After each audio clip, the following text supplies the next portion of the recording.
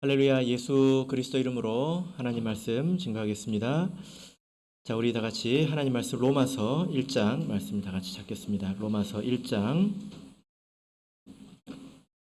7절 말씀입니다. 하나님 말씀 로마서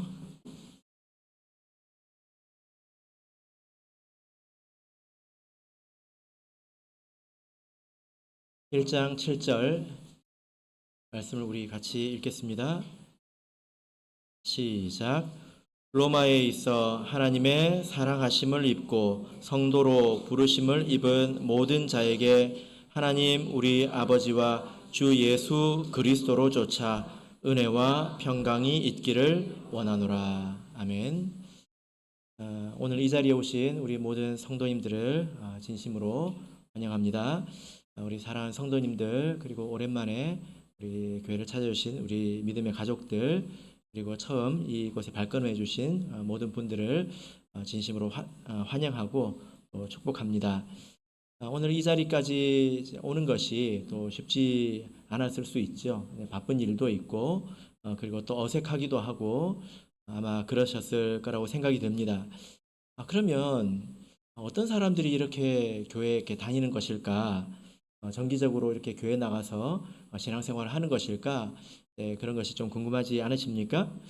제가 많은 분들을 이렇게 대보면 이렇게 생각하시는 분들이 많더라고요. 저는 지금 바빠서 교회 잘 못 나가겠습니다. 지금 하는 일이 너무 많아서 교회 다니는 형편이 안 됩니다. 좀 여유가 생기면 그때 좀 생각해 볼게요. 이렇게 완곡하게 이제 말씀하시는 분들이 계십니다. 보통 그렇지 않습니까? 여가 생활이라고 하는 것이 여유가 있고 또 좀 시간이 되어야 하는 거잖아요. 그죠? 그래서 신앙생활이라고 하는 것도 기본적으로 어떤 것이 좀 구비가 되고 그럴 만한 형편이 되어야 할 수 있는 것 아니냐, 이런 생각을 하시는 분들이 제법 좀 있지 않나 이렇게 생각이 됩니다. 그리고 그런 것도, 그런 마음도 제가 충분히 이해하고 또 어떤 뜻인지 잘 알고 있습니다. 요즘 사는 세상이 워낙 바쁘고 또 힘들지 않습니까? 기본적으로 자기가 누릴 만한 것들도 잘 누리지 못하고 있는데 생각해 보지도 않은 이런 신앙생활을 한다고 하는 것은 더 어렵게 느껴질 수 있는 거죠. 그런데 사실은 그렇지 않습니다. 우리 지금 신앙생활을 하고 계신 우리 모든 성도님들도 보면 여유가 있고 시간이 있어서 하는 것이 아니죠. 그죠? 아마 이 자리에 오신 분들도 다 그러실 겁니다.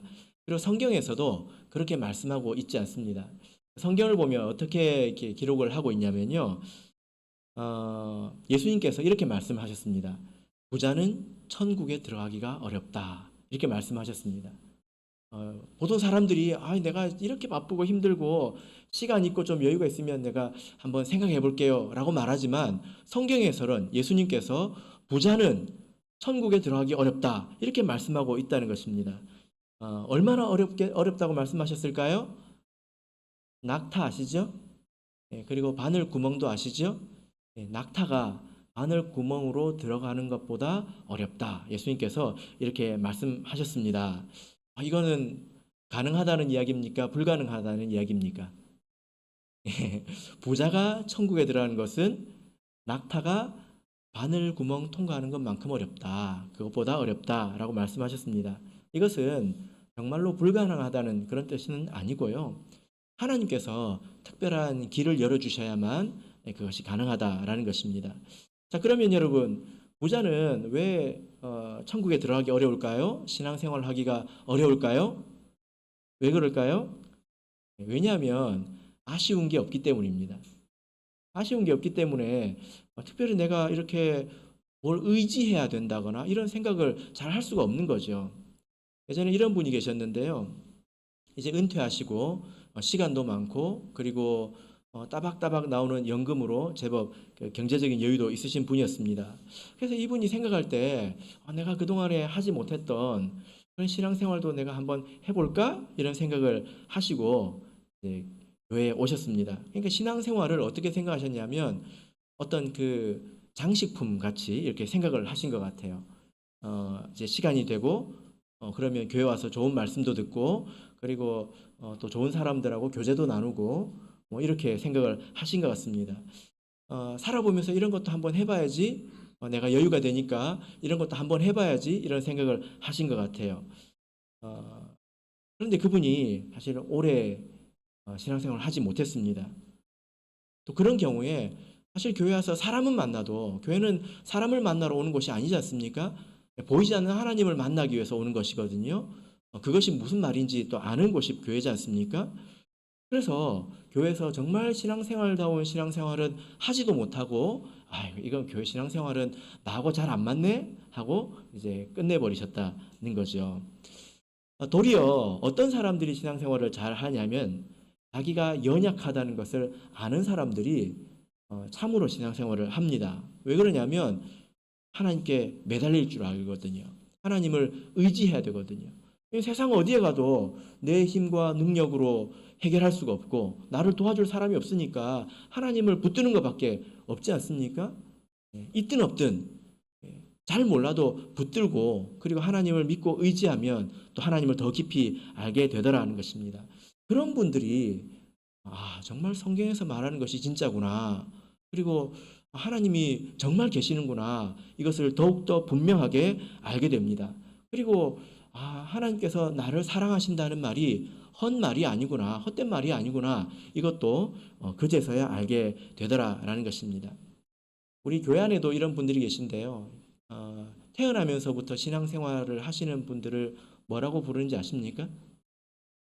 모태신앙이라고 하거든요. 왜 모태신앙이라고 할까요? 할 줄 아는 게 없다는 거예요.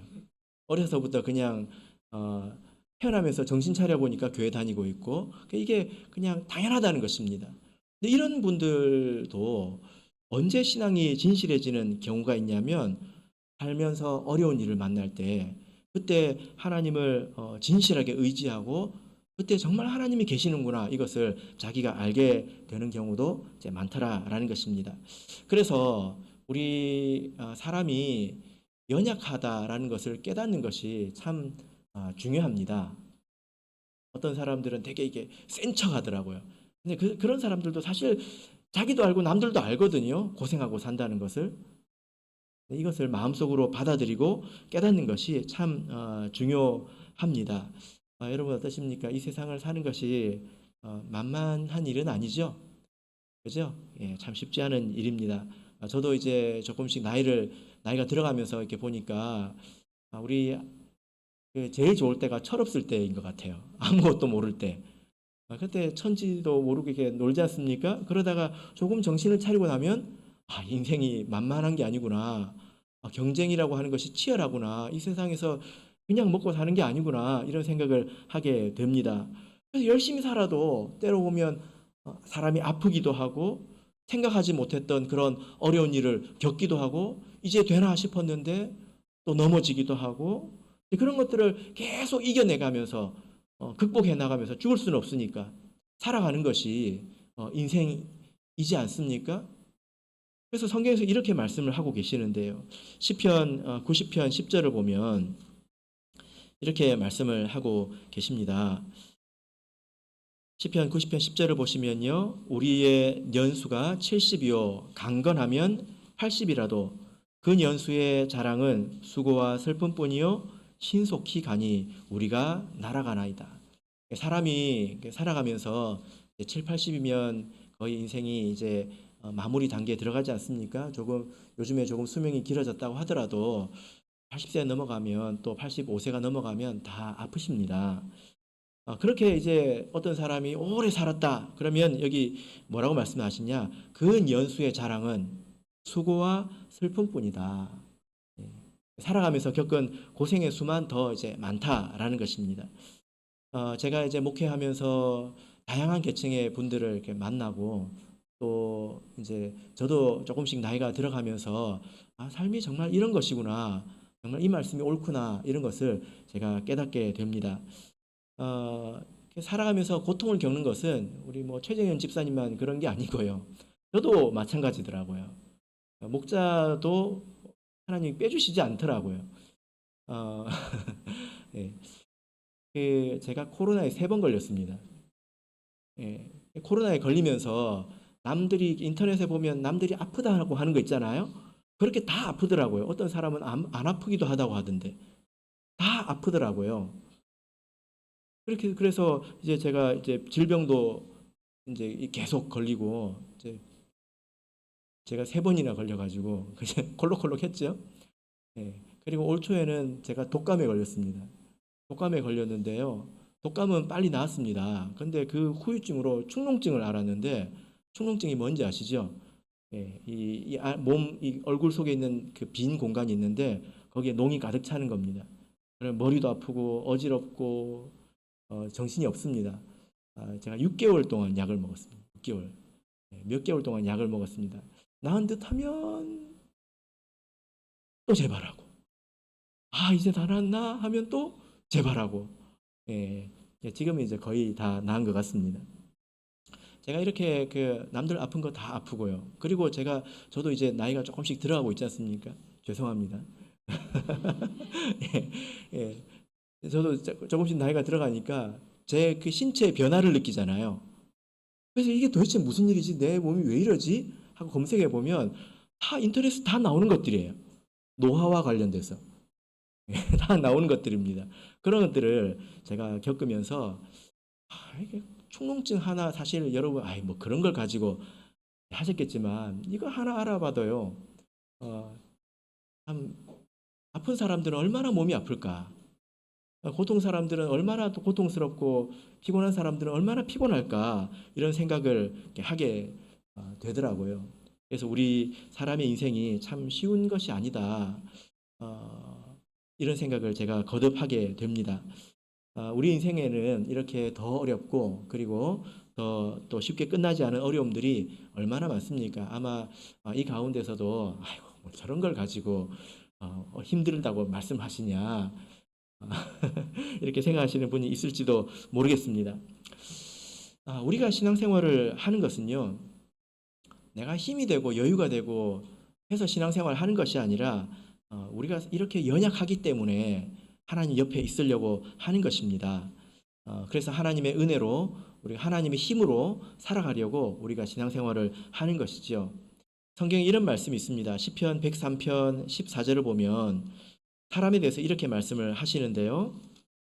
시편 103편 14절입니다.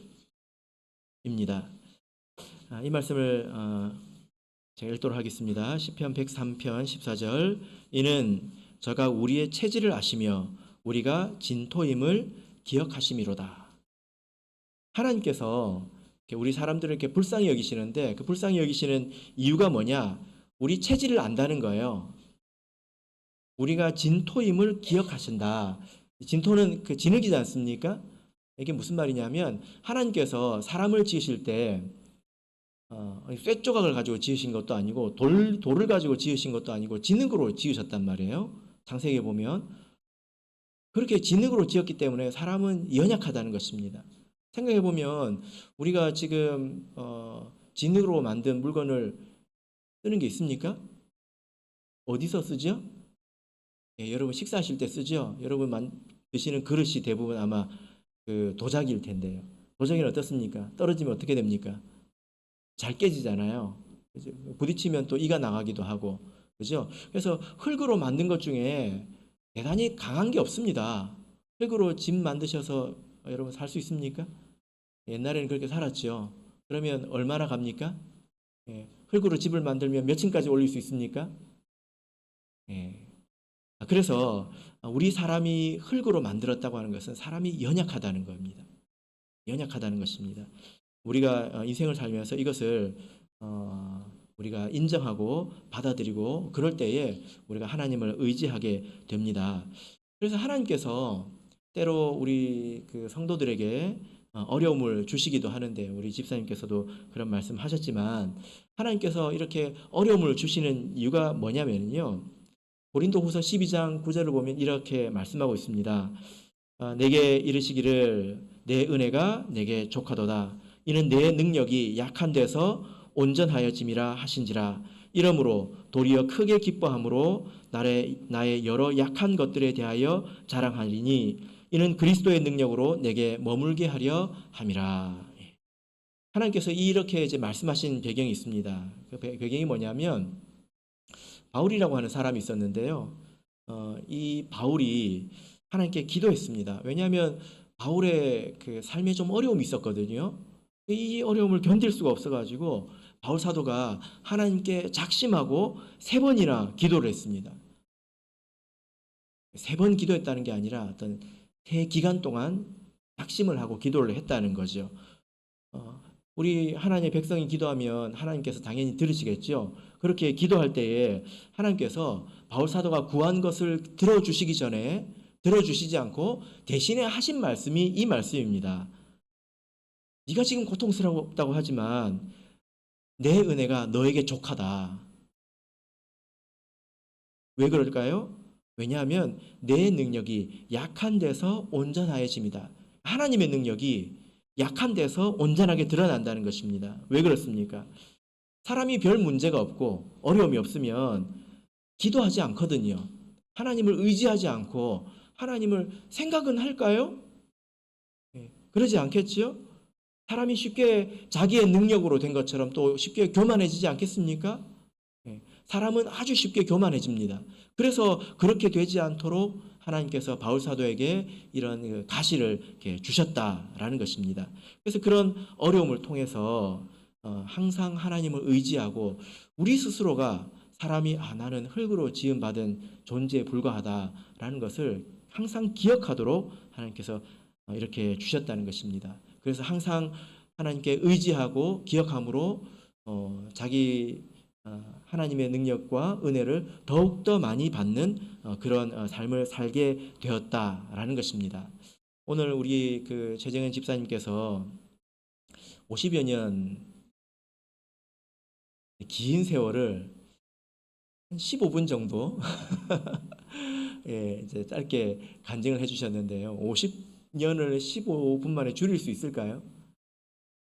간단하게 말씀하셨지만 그 시간 속으로 가서 우리 집사님이 얼마나 애가 탔을까, 또 얼마나 놀랐을까, 그리고 하나님 은혜를 받았을 때는 또 얼마나 기뻤을까, 여러분들께서 한번 생각을 해보시길 바랍니다. 우리 집사님이 겸손하셔가지고 좀 많이 좀 숨기신 것 같아요. 하나님께 받은 연단도 많고 축복도 많으신데 그런 것 같습니다. 그래서 하나님께서 우리가 하나님의 백성이 하나님을 의지해서 하나님의 힘으로 사는 것입니다. 신앙생활을 하는 것은 내가 시간이 되고 여유가 되니까 내가 여기 가서 교양 있는 생활을 한번 해봐야 되겠다. 내가 여유 있는 삶을 한번 누려봐야 되겠다. 그것이 아니라 내 힘으로 살기 힘들기 때문에 그리고 내 힘으로 해결할 수 없는 문제들이 있기 때문에 여기 와서 하나님을 의지하고 하나님의 힘으로 사는 것입니다.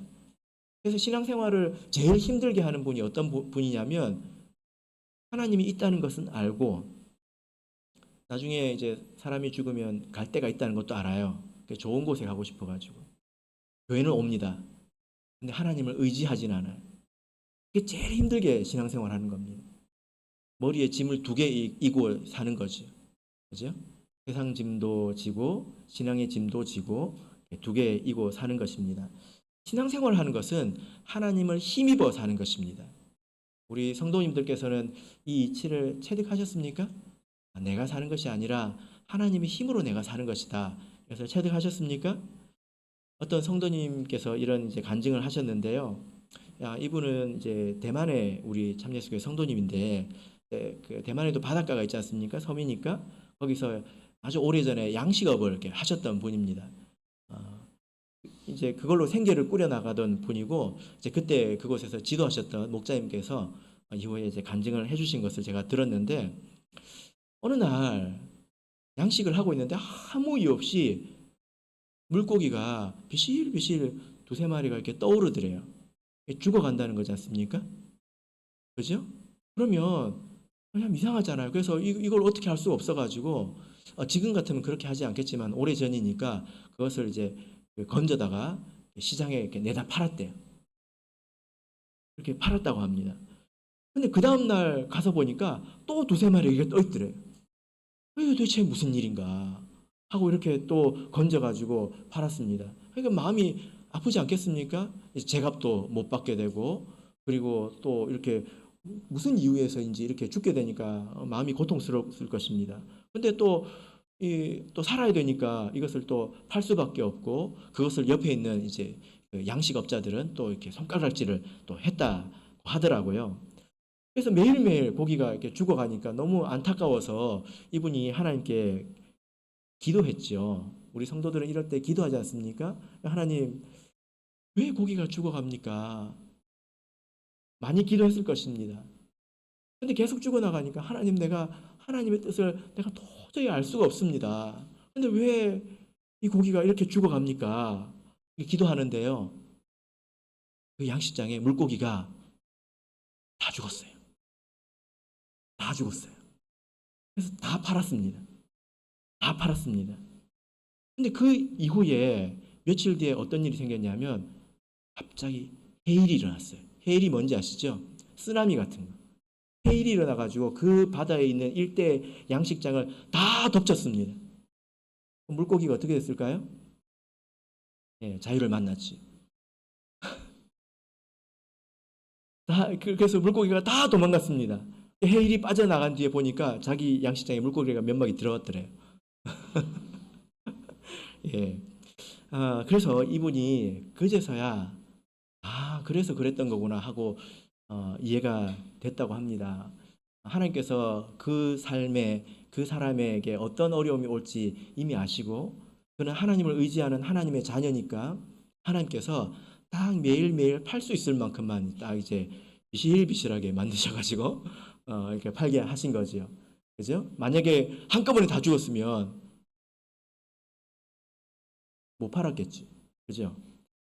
그래서 하나님께서 이렇게 자기에게 닥쳐올 위험을 아시고 미리 이것을 이렇게 막아주시고 이제 보호해 주셨다. 이제 그런 감정을 제가 들은 적이 있습니다. 사실 우리도 마찬가지인데 우리 성도들의 인생에 어떤 일이 있을지 모르지 않습니까? 우리 앞에 어떤 위험이 있는지 우리가 잘 모르지 않습니까?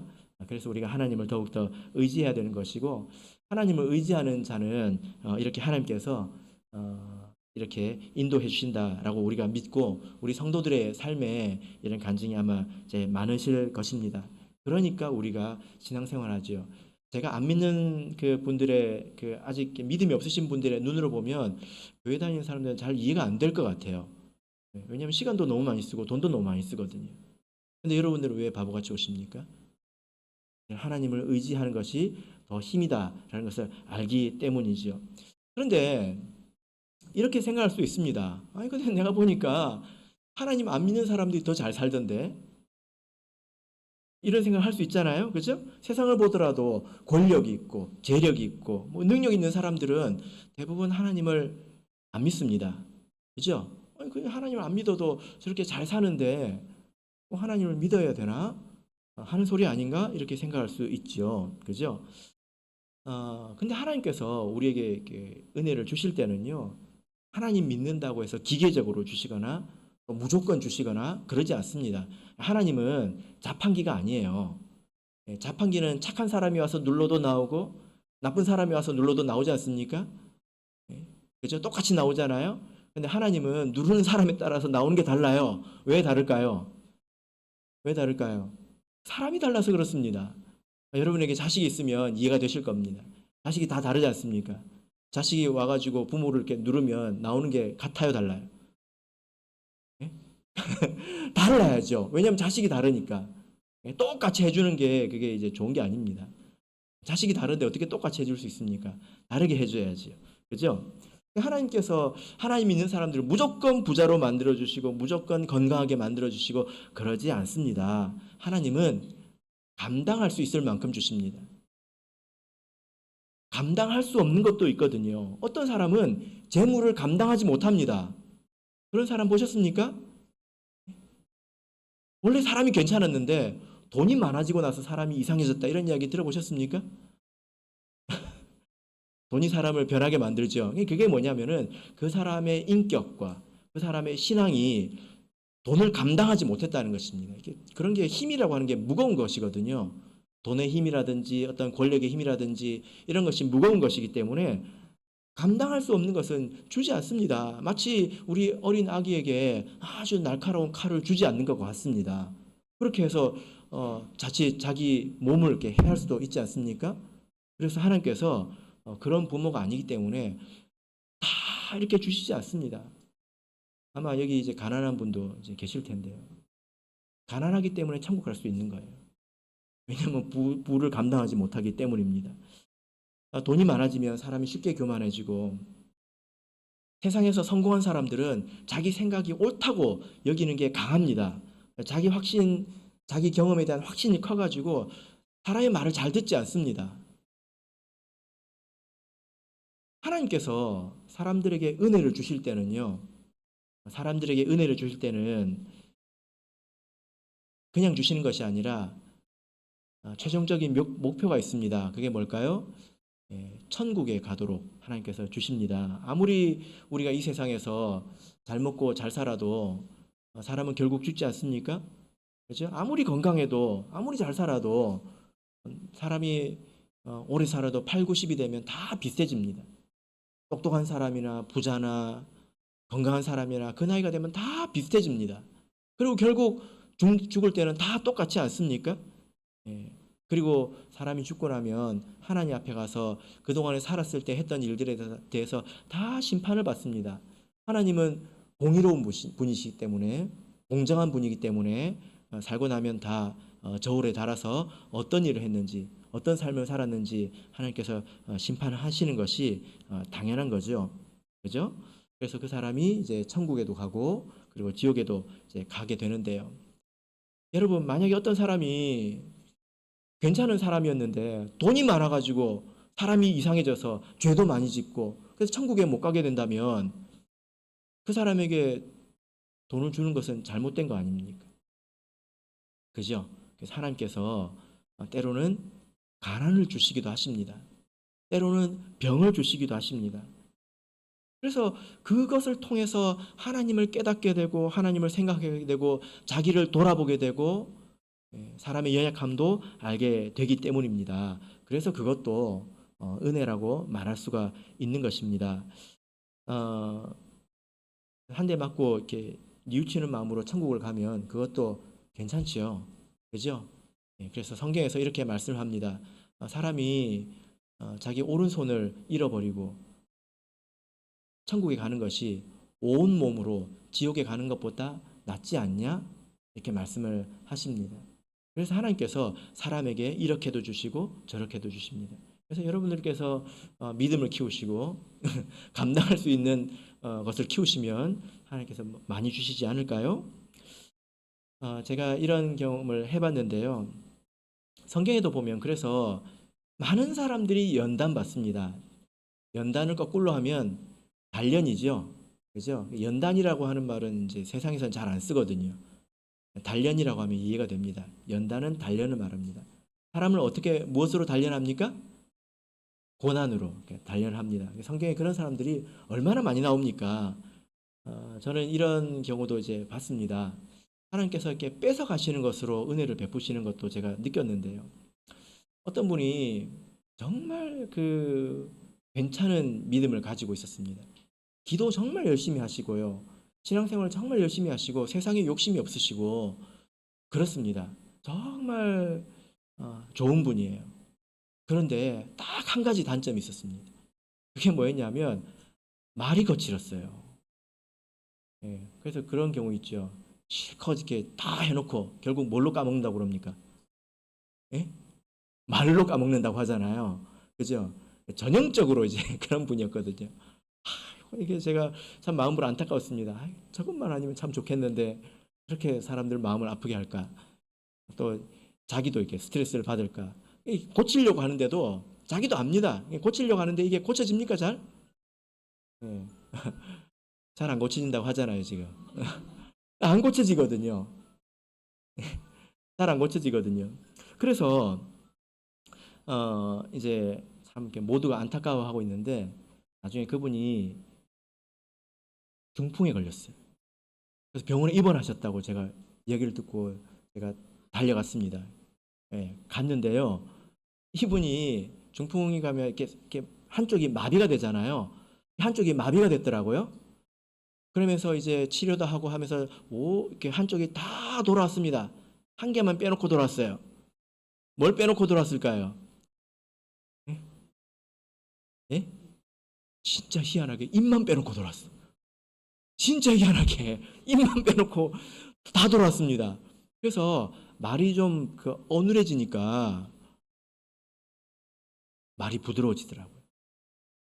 왜냐하면 이렇게 열받으면 말이 팍 튀어나와야 되잖아요. 근데 이게 입이 그렇게 빨리 안 돌아가는 거예요. 그러니까 한 템포, 두 템포 이렇게 이제 좀 쉬었다가 말이 나오니까 말이 많이 부드러져서 천사같이 되셨습니다. 예. 그리고 지금은 이제 천국에 계십니다. 하나님께서 사람들에게 이렇게 은혜를 주신다는 것입니다. 여러분 만약에 돈만 주고 건강만 주고 그런 하나님이 신이라면 정말 믿으시겠습니까? 하나님이 아니라 자판기죠. 하나님이 나를 아는 게 아니라 내가 하나님을 알고 이용해 먹는 거 아닙니까? 목마름에 가서 눌러 가서 이제 꺼내 먹는 그 자판기 같지 않습니까? 그런 게 하나님이 아닙니다. 그래서 내가 요즘에 좀 건강이 안 좋으면 새벽기도 10회 이렇게 넣으면 건강을 회복하고, 요즘에 내가 경제적으로 좀 안 오면 금식기도 5회 뭐 이렇게 하면 다시 뭐 좀 좋아지고, 그런 게 아니라는 것입니다. 하나님이 우리 사람을 다 아시고 감당할 수 있을 만큼 주시기 때문에 행복을 겸해서 고통도 주신다는 것입니다. 그래서 이것을 참 이렇게 믿음으로 아니고서는 알기가 어렵다는 생각이 저는 들거든요. 왜냐하면 밖에서 보면 세상 사람도 암에 걸리고 집사님도 암에 걸리고, 세상 사람도 부자가 되고 집사님도 부자가 되고, 뭐 이제 다른 게 뭐예요? 다른 게 있습니다. 여기 있는 사람들은 거룩해집니다. 사람이 괜찮아집니다. 시간이 갈수록 훌륭해집니다. 왜냐, 자기가 매 맞는 것도 알고 자기가 자기 능력에 진하게 복을 받는 것도 알거든요. 그래서 하나님을 두려워하기 때문에 착하게 사는 거죠. 그죠? 그래서 그렇게 해서 건강하고 부자가 된 사람은 교만하지 않습니다. 왜냐, 하나님은 주시기도 하시고 뺏기도 하는 것을 알기 때문입니다. 이것을 은혜라고 합니다. 하나님의 힘입어서 내가 부족한 것도 채우고 나의 못난 것도 채우는 것을 은혜라고 하는 것입니다. 은혜와 아주 비슷한 말이 성경에 하나가 있는데요. 그 말이 뭐냐면 자비라는 말이 있습니다. 근데 조금 다릅니다. 이 자비라는 말의 뜻은 뭐냐면은 사람을 이렇게 불쌍히 여겨주시는 것을 말하거든요. 자비가 불교에만 있는 게 아니에요. 그래서 기독교 하나님은 은혜롭고 부처님은 자비롭고 그런 게 아니라 단어의 뜻이 그렇습니다. 하나님은 사람을 불쌍히 여겨주시는데 이건 언제 쓰는 말이냐면요, 사람이 죄를 지으면 벌을 받아야 되잖아요. 그죠? 벌을 받으면 아프지 않습니까? 그때 사람을 불쌍히 여겨주신다, 이렇게 말하고 있습니다. 사람이 다 죄가 있습니다. 제가 아직까지 제 경험으로는 아직까지 한 번도 그런 사람을 만나보지 못했는데요. 참 저는 희한하게 생각합니다. 왜냐하면 기독교뿐만이 아니라 제가 다양한 배경을 가진 스님들까지 만나보지 않습니까? 그런데 사상이 다르고 죄가 무엇이냐에 대한 정의가 다르고 다 다른데요. 심지어 무신론자들도 사람에게는 다 죄가 있다고 인정을 해요. 나는 죄가 없습니다. 그런 사람은 제가 아직 한 명도 못 만나봤다라는 것입니다. 왜 그러냐면 하나님께서 사람을 만드실 때 그 마음에 양심이라고 하는 것을 넣어주셨는데, 이 양심은 선악을 알게 하는 본능입니다. 사람의 양심이 많이 이제 좀 무뎌져 가지고 기능을 잃어버렸지만 그래도 사람에게 양심이 있습니다. 저도 그랬습니다. 제가 20살 때부터 교회를 다녔기 때문에 그 전에 저는 이제 전래동화 읽고 텔레비전에서 나오는 것들을 보고 그렇게 자라지 않았습니까? 가끔 보면 이제 전설의 고향 이런 데서 지옥이 나오잖아요. 불교에서 말하는 지옥 보면 굉장히 잔인하거든요. 근데 제가 그때 이후에 어떤 생각이 들었냐면 문득 내가 죽고 나서 지옥에 가지 않을까? 지옥에 가면 어떻게 하지? 이런 생각을 제가 그때도 했습니다. 아무런 그런 종교도 없었는데요. 그래서 제가 곰곰이 생각을 해보니까 왜 그렇게 생각을 했을지 생각을 해보니까 스스로 그 죄의식이 있었던 것 같습니다. 엄마 몰래 나쁜 짓 하고 거짓말도 하고 이랬던 것에 대해서 본능적으로 사람이 이렇게 두려움이 있다라는 것입니다. 사실 이게 맞는 거거든요. 하나님께서 사람에게 양심을 주셨고 이렇게 주신 것은 죄는 대가가 따르기 때문에 그것을 멈추게 하신 것입니다. 그래서 우리 모든 사람이 죽고 나면 하나님 앞에 가서 죄에 대해서 청산을 해야 되는데요. 정산을 해야 되는데요. 우리가 지금 사는 것의 가치는 바로 여기에 있습니다. 우리가 모든 사람이 살다가 죽지 않습니까? 지금 여러분이 이 세상에 살다가 죽은 사람 이름을 여러분 몇 명 기억하십니까? 아주 대단한 사람도 여러분이 잘 기억을 잘 못하시잖아요. 여러분들이 죽고 나면 몇 년 지나면 거의 아무도 여러분을 기억하지 않을 것입니다. 여러분이 한 일도 거의 기억되는 것이 없을 것입니다. 그럼 여러분의 삶의 의미는 어디 있습니까? 지금 우리의 삶의 가치는 어디에 있습니까? 우리의 삶의 의미는 내가 하나님을 믿고 하나님의 은혜로 내 죄를 씻고 천국에 갈 준비를 하는 것입니다. 사도행전 2장 38절을 보시면 하나님께서 이렇게 말씀을 하셨습니다. 베드로가 가로되 너희가 회개하여 각각 예수 그리스도의 이름으로 세례를 받고 죄 사함을 얻으라. 그리하면 성령을 선물로 받으리니. 우리가 교회에 오는 것은 하나님을 힘입어 이 세상을 살려고 하기 때문에 오는 것이지만 또 하나의 목적은 우리에게 있는 이 죄의 문제를 해결하기 위한 것입니다. 그래서 나중에 하나님 앞에 갔을 때 깨끗한 상태로 서기 위한 거지요. 우리는 죄가 있지만 하나님이 우리 죄를 씻어주시는 그런 방법이 성경에 있습니다. 그래서 우리가 죄 씻음을 받고 하나님의 자녀가 되어서 하나님을 힘입어 이 세상을 살기 위해 우리가 하나님을 믿는 것이죠. 이것을 바로 자비라고 하는 것입니다. 우리가 하나님의 은혜와 자비 가운데 있으면 우리 마음이 평안합니다. 여러분 평안하십니까? 이런 장면을 보신 적 있죠? 비바람이 막 치는데 어떤 아버지가 아이를 탁 안고 막 뛰어갑니다. 비바람이 몰아치고 하는데도 그 아이는 잠들어 있습니다. 마치 우리가 그와 같습니다. 저는 이 세상을 살면서 하나님을 알지 못하고 하나님을 힘입어 살지 못하는 것은 어쩌면 고아와 같은 삶 아닌가 이렇게 생각을 합니다. 우리가 하나님을 잘 믿으면 하나님을 바르게 믿으면 우리가 하나님 품 안에서 은혜를 받고 때로는 나를 고쳐주시는 하나님의 매도 맞으면서 내가 바르게 서간다는 것을 우리가 가장 잘 알게 되죠.